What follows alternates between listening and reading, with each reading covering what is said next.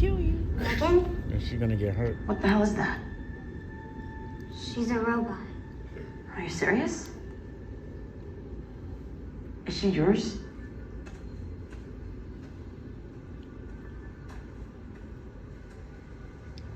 Does she talk?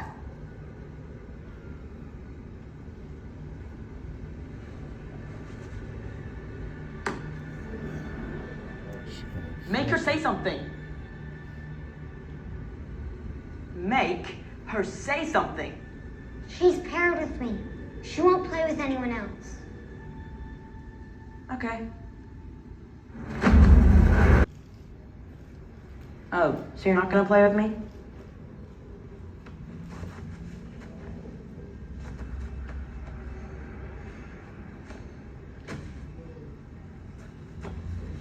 What? You don't want to play, huh? I don't care. You're just a stupid rubber doll with fake hair. Ow! Let go! You need to learn some manners, Brandon. You know what happens to bad boys that don't mind their manners? They grow up to be bad men. Are you listening to me, Brandon? Megan? She's gonna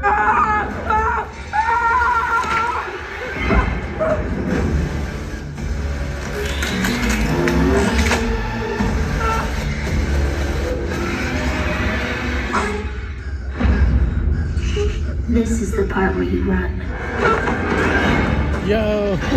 Hey guys, welcome to another episode of Mostly Sci-Fi. I am Mostly Sci-Fi and I am your host. So this is my little get up now. The sound is not going to be as good as when I was at my old place, but I'm doing some renovating. And over here, you can't see it now, but there's a back room there, and I'm going to make that into an office in the next month or two. So I'm probably not going to be reading any books for like a month or two until I get the sound down packed.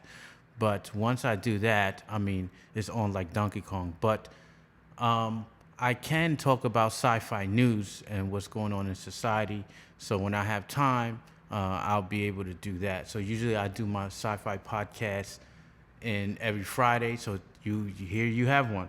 So I saw the advertisement for this movie, M3GAN. It was like 10 seconds. Like I just glimpsed it. I think it was on for like 10 seconds. I was like, bad doll AI, what can possibly go wrong? I got to go see that because, it's a good premise. And so today, which is Saturday, I took my daughter to go see it. And this is going to be not a spoiler. I don't know. You can call it whatever you want. This movie was amazing. Okay, that's all I have to say. It was amazing. It keeps you at the edge of your seat from the first minute to the last minute. There's not a boring tone inside this movie. I don't even know how long it is. I'm not sure how long it is. It got to be maybe like an hour and 50 minutes, an hour and 40 minutes. But the movie is amazing. Okay? Now, the movie is amazing in one sense, and then it is par for the course in another sense. Okay, so I went to this movie. So basically this movie is about a doll that is an AI and it's given to a girl because something happens, okay? I'm not going to tell you that, but it's given to a girl and a doll, the AI doll is like some kind of companion. It's basically in the vein of Chucky. But the scary part of this doll is like the doll is basically kind of like if you would envision like Miley Cyrus or who's the other girl? Hannah Montana? Are they both the same people? I don't know. But anyway, like if you are to envision Hannah Montana or Kelly, what's the other girl? that does that song, like a tiger or tiger or something. I'm like a tiger. I forgot that song, but it's it's good. You get it on Dance Dance Revolution, like Tiger something, right? So they that type of girl, Kelly, I think her name is or something. And if you put Miley Cyrus and you put them in robotic form, right? It is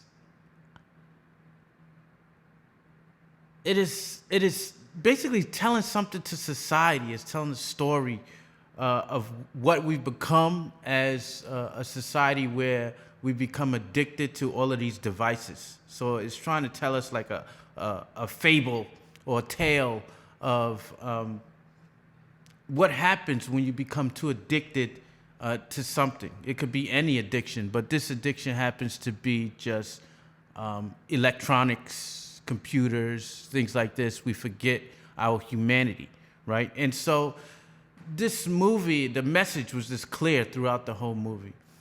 And it had a beautiful pace. The pace was excellent. It wasn't too long and it wasn't too short. It was really good. It reminded me of like Child's Play, the remake. Okay, so what I would like to see basically like, you got some of these movies nowadays that they're pretty good, and then there's no sequel that comes out after it. Like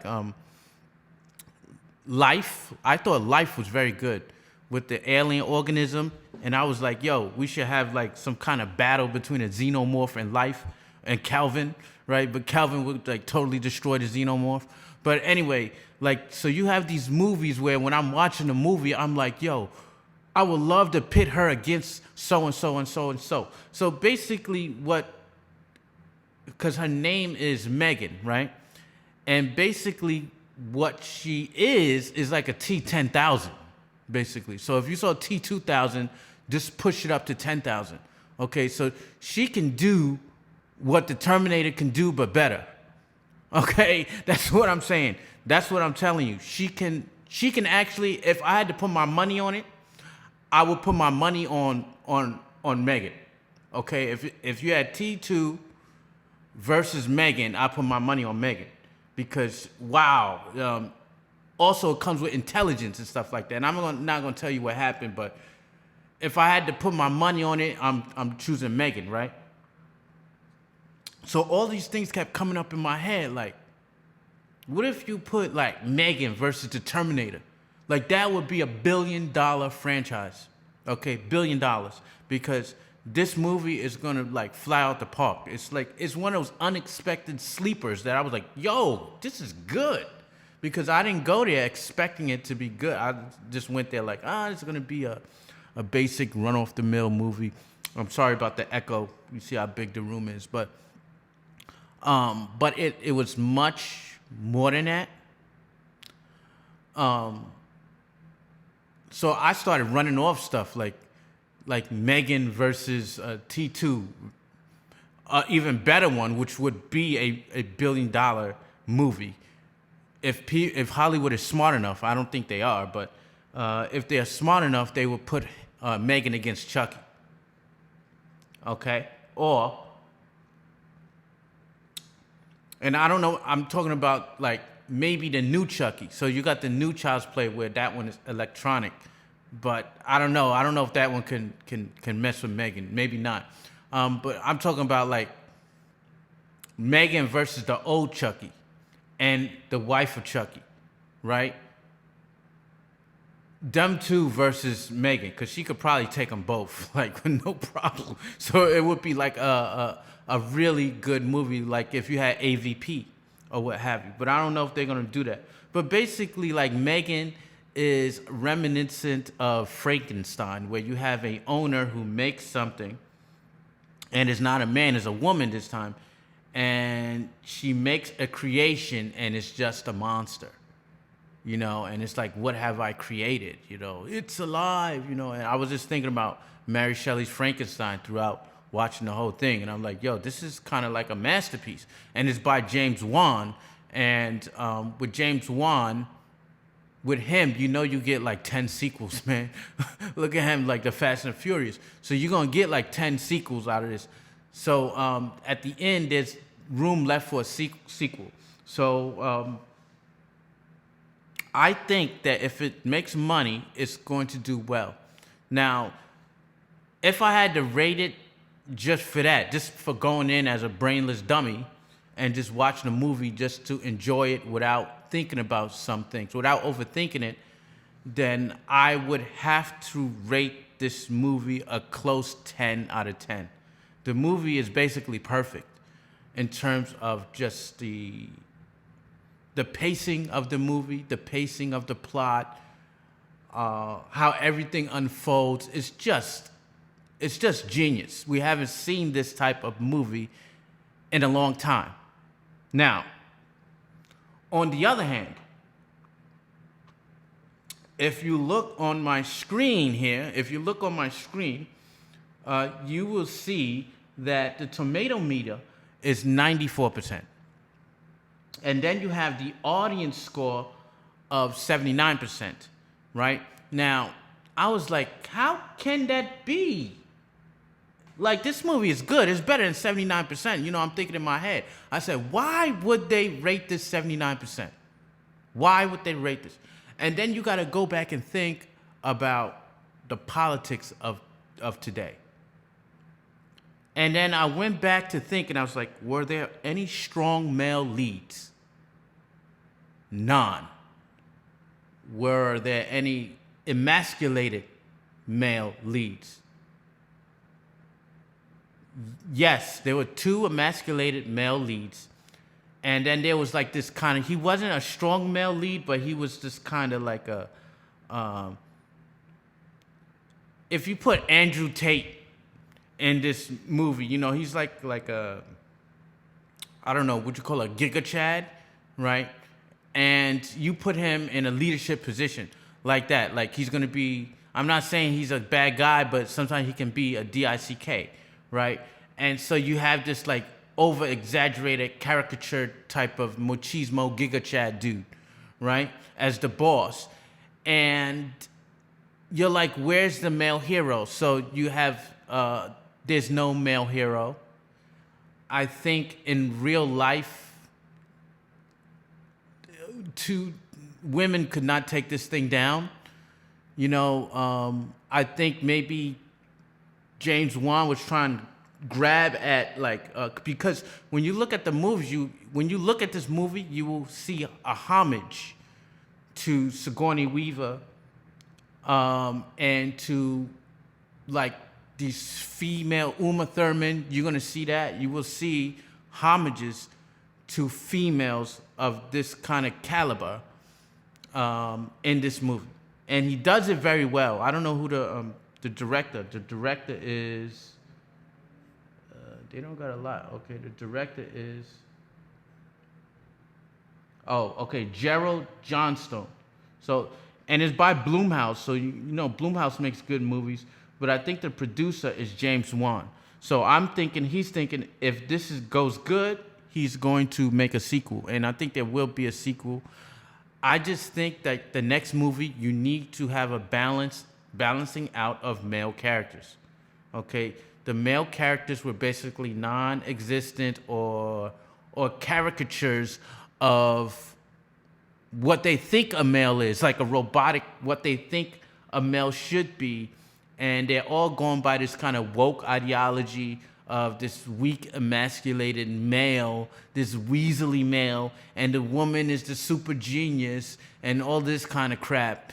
And, you know, it's just kind of, okay, whatever, we're tired of seeing this.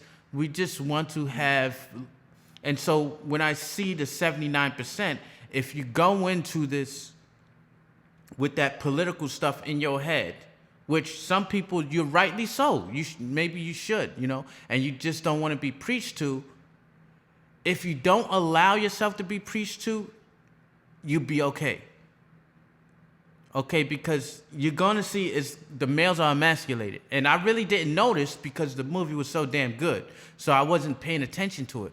But if you go with that on your mind, like, I bet you this is going to be a man, the male lead is going to be, that's what you're gonna get. Okay? I necessarily don't agree with what the director did of emasculating the male. I think that you should have like a kind of a balancing out. So you got the woman as a super genius, and then you got the other guys that just super greedy or super stupid or super slimy, or this type of people that that deserve to get killed. It was just kind of like, why would you do this kind of thing? Like, don't ruin the movie like this. Like, you could have had a masterpiece if you found a way to balance the characters. So people like me are going to call it, like, if I had to give it a final score, I would give it like an 8 out of 10 just because of the emasculated male figures. But if you stop trying to run that message through movies, like subconsciously, this movie is an easy 10. Okay, it's an easy 10. And they need to learn in the sequel, like, do not make these emasculated people. Like the woman that creates this thing, she's single. Like, she don't got a man. You know what I'm saying? Like, this, basically, the men are non-existent in this movie, and it's just kind of nuts. So when I thought back about it, that's when I saw it. But when I initially see it, it's just subconscious. You're just like, oh yeah, this movie is good, it's good. But when you go back and you analyze, and you analyze the characters, you're like, where are the strong males? Right? Where are the strong males? And I think the reason why they did that is because M3GAN is a female doll, and she's evil. I think part 2, they're gonna have a male one too, and she might have a partner or some shit, or it might be I don't know. I don't want to ruin it, but it might be a male partner for the second one.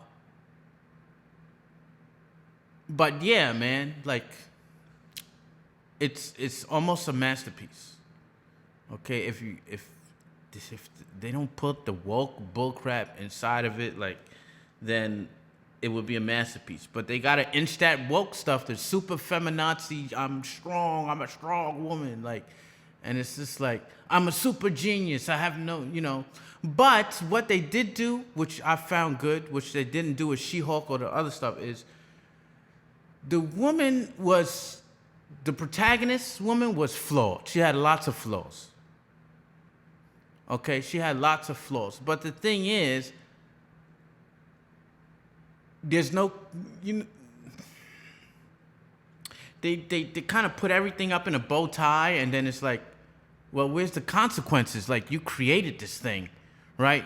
Will you suffer the consequences? Are you going to get sued for all the things that this monster did? Will you be sued? Because this, if you look at it, if this is corporate America, you should be put out of business, and you should be put in prison as a woman who created something that was on a killing spree. Like, you should go to jail for creating something like this, right? So it's not like, oops, my bad. What do you mean? Like, you created something evil, like, you need to be in prison, and you need to be sued for everything you got, right?